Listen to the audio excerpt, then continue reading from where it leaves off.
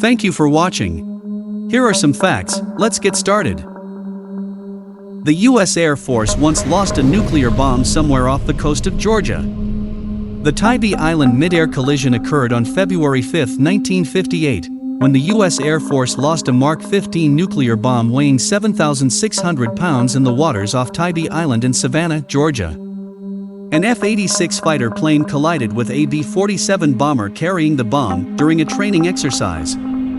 The bomb was jettisoned to safeguard the aircrew from a probable detonation in the event of a crash. A 10-week search mission by 100 Navy personnel was unable to trace where the bomb fell. The device was considered lost somewhere in Wassaw Sound, off the coast of Tybee Island after numerous unsuccessful searches. One theory is that the bomb was recovered by a Soviet submarine, and that is why it has never been located. A satirical news site published a false article in 2015 about a vacationing Canadian couple discovering the bomb while scuba diving, and it being recovered.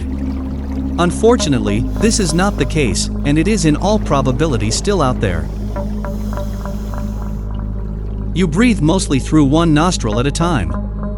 You may not realize it, but your nostrils changes leading roles all the time, and the side that's in command can actually correspond to brain activity.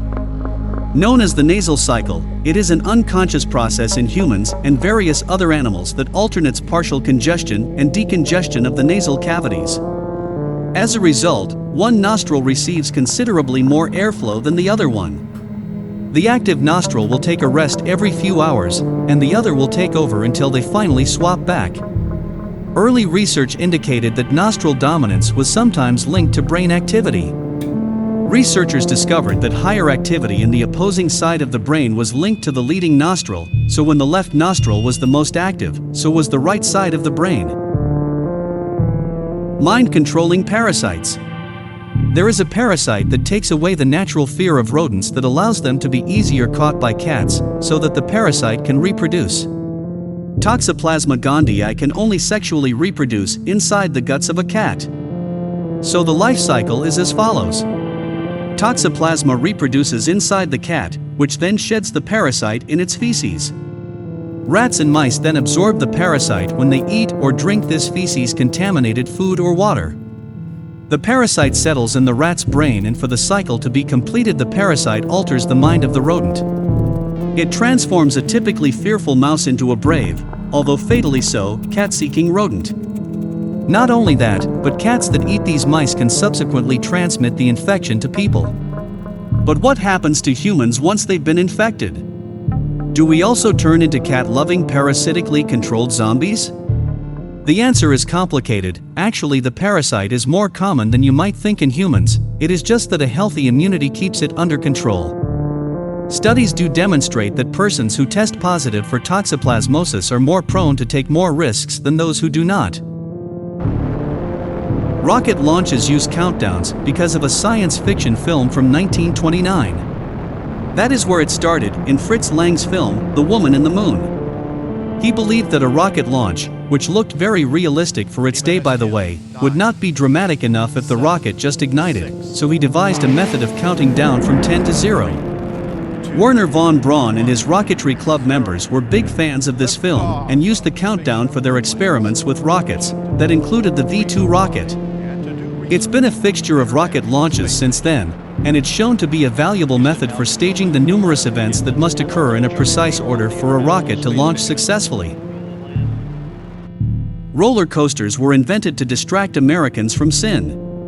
People ride and adore roller coasters for a variety of reasons. They enjoy the speed, the thrill, and the perceived danger. Surprisingly, none of these factors played a major role in the development of the roller coaster. In the late 1800s, immorality was the driving force behind the invention of the roller coaster. LaMarcus Thompson, a hosiery businessman in the 1880s, despised the fact that Americans were enticed by hedonistic establishments such as saloons and brothels. As a result, he set out to clean up one of the most immoral places he could think of, New York's Coney Island. He invented the switchback gravity railway, a patented coaster that visitors could ride for just 5 cents. Similar gravity rides had existed in other places but never took off. He kept on improving them by adding novelties like tunnels, lights, and fake mountains. The popular Space Mountain ride at Disney World with its dark tunnels and flashing lights is a direct descendant of Thompson's first rides. Bonus fact: the roller coaster with the highest G-force in the world is the Tower of Terror located at Gold Reef City in Johannesburg, South Africa. Before the 2007 refurbishment, this coaster held the record for the highest G-force on a roller coaster at 6.5 G. A spaceship launches at 3 G to give you an idea of the forces involved. However, according to the project manager of the refurbishment, the ride now has drastically lower levels, now reaching closer to 4 G in the tunnel. Wasps are more likely to attack you because they might be drunk. It's not simply because you're outside more in the late summer, trying to soak up the sun, that wasps tend to become more aggressive. Worker wasps have only one job: to bring nectar to their queen. And when they've accumulated everything they can, they're left with nothing to do. As a result, they do what many of us would do: they go out and they get intoxicated on fermented fruit. They gorge themselves on dropped fruit and, in their drunken haze, decide that it's a good idea to attack something much larger than themselves. Here is another bonus fact, or actually debunking a common belief. Elephants do not get drunk on fermented fruit. For years people have believed that animals, and elephants in particular, get drunk on the fruit of the marula tree. But the story is a complete fabrication. In 1974, Jamie Ace, a documentary filmmaker, released Animals Are Beautiful People. It was a critical and financial triumph, combining breathtaking Southern African animal vistas with light-hearted comedy. The documentary's footage, which depicted wild creatures becoming inebriated after eating marula fruits, was an instant smash hit, even winning a Golden Globe for Best Documentary. But the footage was all staged, and to make the scenario more convincing, the director and crew drenched the marula fruits in alcohol before filming the sequences. Which animal would you say is the most successful hunter on land?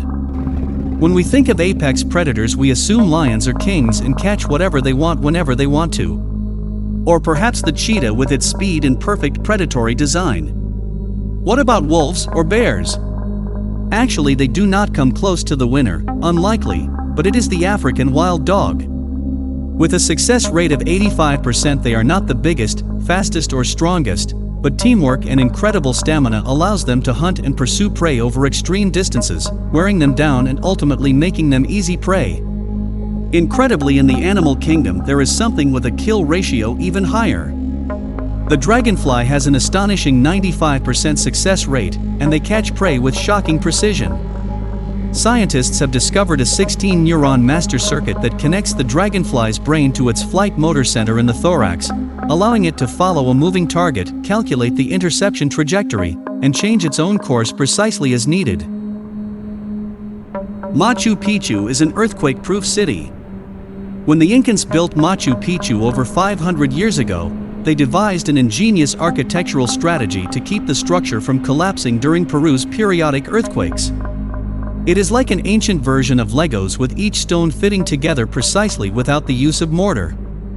Their idea was to carve blocks into trapezoids that perfectly fit together, allowing them to fall back into place in the event of an earthquake.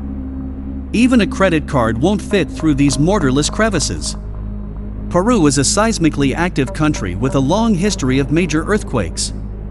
For example, in 1746, the capital city of Lima was completely destroyed. It was one of the most powerful earthquakes in contemporary history, making the design and engineering of this ancient citadel all the more remarkable.